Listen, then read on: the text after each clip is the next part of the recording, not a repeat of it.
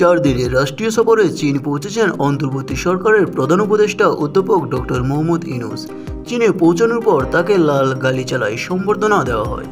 আজ বুধবার বাংলাদেশ সময় বিকেল 4:15টার দিকে তিনি হাইলাইন পৌঁছান।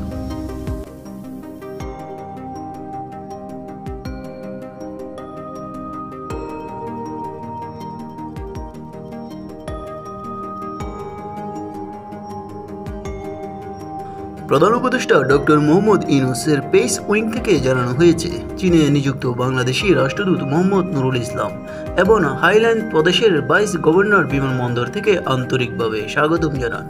পররাষ্ট্র মন্ত্রণালয় জানিয়েছেন, 18 মার্চ বেইজিংয়ে চীনের প্রেসিডেন্ট শি জিনপিংয়ের সঙ্গে দ্বিপাক্ষিক বৈঠকে বসবেন ডক্টর ইউনূস।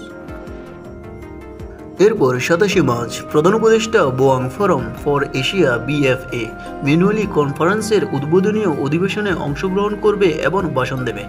এরপর প্রধান উপদেষ্টা চীনের টেস্ট কাউন্সিলের নির্বাহী ভাইস প্রেসিডেন্টের সঙ্গে বৈঠক করবেন বলে আশা করা হচ্ছে। ডক্টর ইউনূস 29 মার্চ পিকিং বিশ্ববিদ্যালয়ের একটি বিশেষ অনুষ্ঠানে যোগ দেবেন এবং সেদিন রাতে বাংলাদেশের উদ্দেশ্যে রওনা হবেন। নিউজ বাংলা 29।